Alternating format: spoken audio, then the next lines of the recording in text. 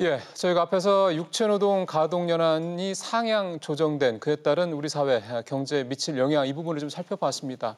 사실 대표적인 육체노동 업종 가운데 하나가 자동차 업종, 특히 이제 생산직 쪽 업종이 되겠죠. 오늘 이 자동차 업종에서 빅 이슈가 있었습니다. 바로 기아자동차의 통상임금 2심 소송 결과가 나온 건데요. 오늘 이 부분을 유재원 법무법인 메이데이 대표 변호사와 함께 얘기를 좀 나눠보도록 하겠습니다. 변호사님 어서 오십시오. 네, 안녕하십니까.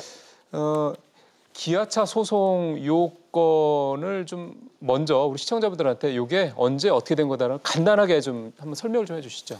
네, 2011년도에 기아차 근로자 2만여 명은 2009년부터 정기 상여금, 기타 중식비, 여러 가족 수당 등 여러 수당들이 통상임금에 해당하므로 관연치 부분을 지급해야 된다는 소송을 제기했고요. 예. 제1심 판결이 지난해 내려졌습니다. 2심은 그럼 오늘 나온 거고요. 네, 제2심이 오늘 나왔고 두 개의 판결이 크게 다르지 않다는 거는 양지하셔야 될 것으로 보입니다. 예, 그 얘기 이제 벌써 좀 그 얘기부터 시작을 해보도록 하죠. 지금 변호사님이 1심, 2심 얘기를 좀 하셨기 때문에 저희가 1심, 2심이 나온 결과 중요 내용을 좀 표로 준비한 게 있거든요. 그 표 좀 보면서 설명을 좀 듣도록 하겠습니다. 1심 때와 2심 때 큰 내용은 일단 둘 다 노조 측이 승소를 하긴 한 건데 좀 일부 내용이 좀 바뀌었더라고요. 네. 1심과 2심의 승소 금액은 4천여억 원, 4,200여억 원으로 비슷하지만 다만 그 1심에서 그 수당으로 판단됐던 부분, 가족 수당과 중식비 부분이 통상임금에 해당하지 않는다는 부분으로 이제 판단이 내려졌습니다. 예. 그래서 실제로 그 신의칙 위반이 또 쟁점이 됐는데 신의칙 위반에 대해서도 1심이 받아들여주지 않았고 2심도 글쎄요. 역시 사측 주장을 받아들여주지 않았습니다. 네, 지금 내용을 보면 네. 통상임금 인정 범위만 일부 변화가 있고 그래서 지급액의 일부 변화가 있을 뿐 그 쟁점으로 많이 우리가 알고 있는 신의칙 위반 여부, 경영상 위기를 초래할 만한 부분이냐 여부에 대해서는 1심과 2심이 같은 그런 이제 판단을 한 거로 봐야 되겠는데 저 얘기부터 한번 해보죠. 지금 1심 때는 중식 때도 중식 때도 통상임금에 해당이 된다고 했던 게 왜 2심 때는 해당이 되지 않게 됐는지 빠지게 됐는지 그 이유가 글쎄 좀 이해가 잘 안 가더군요. 네, 식비라는 것이 과연 그 임금일 것이냐라는 부분도 굉장한 관심인데요.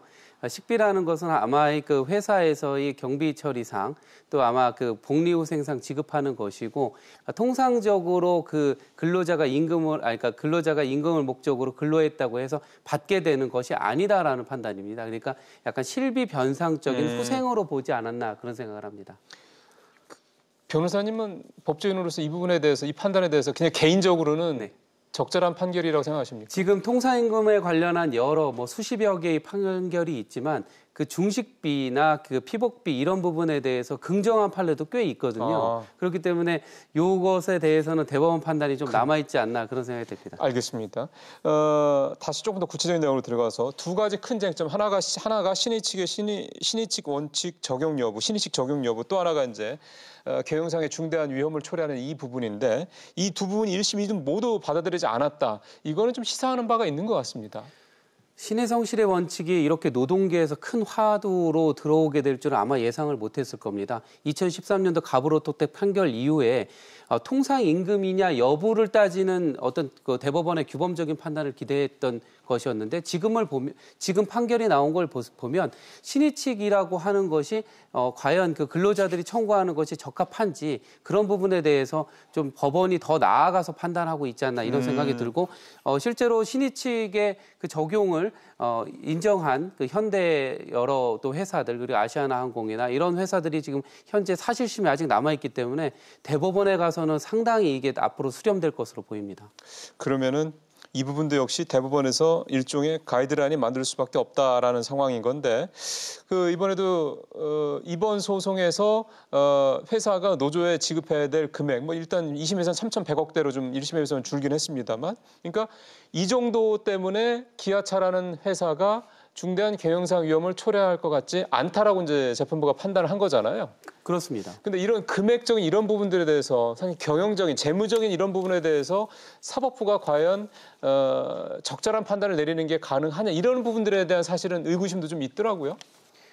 이것이 그 경영적으로 봐서 과연 이 실질적으로 경영을 하는 쪽의 입장에서 보면은 단순히 매출액이나 영업이익액이 상승했다고 해서 아마 통상임금을 충분히 주어야 한다고 이렇게 법리가 나오는 것은 굉장히 다 당혹스러운 겁니다. 그러니까 경영이라고 하는 것은 하나의 그 플로우라고 하는 유량적인 부분도 분명히 고려를 해야 되고 어떤 지금 어떤 자산으로 지금 뭐 쌓아놨던 돈이 뭐 10조 원이 됐든 20조 원이 됐다고 하여 통상임금을 꼭 줘야 된다는 신의 측의 그 주장이 맞지 않다고 하는 것은 좀 상당히 그 법원에서도 사실적인 경영적인 판단까지도 들어간 것 아닌가 그런 생각을 하고 있습니다. 그 얼마 전에 시영훈수 판결도 그때도 이제 변호사님이랑 뭐 얘기를 들었습니다. 그것도 그랬고 이번 기아차 소송도 그렇고 또 지금도 이 통상임금과 관련된 소송들이 굉장히 많이 있는 것으로 알고 있단 말이에요. 물론 아직 대법원에서 뭐 이를테면 전원합의체 판결 이런 것들이 나온 상황은 아니기 때문에 앞으로도 진행 상황이 계속 이어질 텐데 이 두 가지의 이슈가 됐었던 판결만 가지고도 이 통상임금과 관련돼서 일정한 사법부의 어느 정도의 흐름이 좀 만들어지고 있다 이렇게 볼 수 있을까요? 예, 그런 흐름은 사실 인정할 수밖에 없는 것 같습니다. 특히나 뭐 작년 이전에 뭐 쥐암대우와 관련한 대법원 판결에서는 신의칙 적용을 오히려 좀 더 검토해 보라라는 파기환송 부분도 있었지만 지금 올해 들어와서는 이미 시영훈수 판결에서도 신의칙법 적용에 대해서는 법리를 굉장히 엄격하게 해석을 해야 된다는 부분이 있고 이번에 기아차 같은 경우에도 여기 1심 판결이 지금 있지만 그 기아차의 운영과 관련한 뭐 사드 보복이라고 하는 경영상 어려움이 있다. 그리고 인건비 부담의 부분이 계속 매출이 증가하고 있어서 회사를 기업 외국 이전하는 그런 부분까지 다 얘기를 했지만 기업 회계장부상으로 보더라도 어떤 인건비 비중, 그러니까 특히나 추가 부담해야 될 어떤 수당의 부분은 경영상에 큰 위험을 초래하지 않는다 이런 판단을 내린 겁니다. 통상임금 문제가 참 이렇게까지 법적으로 이렇게 소송전으로 비화돼서 또 여러 가지 소송들이 쏟아지고 있다는 게 결코 우리 경제 전체라든가 기업 또는 뭐 노동계 쪽 보더라도 그렇게 좋은 것 같지는 않습니다. 이게 일종의 이제 그 소모가 되는 거니까 여러 가지 에너지들이요. 이 통상임금 문제가 좀 어느 정도 좀 그 뭔가 자리를 잡아가고 이렇게 사회적 이슈, 사회적 논란이 되고 이렇게 소모적인 부분으로 가지 않으려면은 기본적으로 어떤 근본적인 좀 보완, 개선 이런 게 필요하다고 생각하세요? 그런데 지금 법조계에서도 이 통상임금 판결에 대해서 근로자 측이 더 이익을 얻었다라는 부분만 판단할 것이 아니라 만약에 가정에서 기업의 경영이 어려워져 어떤 상황에서는 그러면 관연체 통상임금을 그럼 지금 주장하는 것이 신의칙 위반이냐 또 이렇게 판결이 내려질 수도 있다는 얘기죠. 그러니까 큰 지금 안정적인 회사, 대기업, 우리나라 1, 2위를 다투는 기업이기 때문에 부담이 없다고 판단했지만 큰 경영상의 위기가 오면 그때 가서는 또 판결이 바뀔 수도 있다는 신의칙 적용을 해서 바뀔 수도 있다 이런 부분이 있고 지금 뭐 이 댓글이 지금 나오는 거를 보다가 왔지만 상당히 그 기득권 노조 내지는 그 대기업 노조만 수혜를 누리는 것이 있어서 중소기업에 대해서는 근로자들은 과연 이 통상임금 소송이라는 걸 한 경우도 많이 드물고 이미 임금체계 개편을 뭐 3, 4년 전부터 계속 해왔던 부분도 있어서 그 사람들은 그러면 권리의 그런 포기나 그런 누락이 있게 되지 않느냐 그런 안타까움이 좀 있습니다. 알겠습니다. 변호사님 말씀 잘 들었습니다.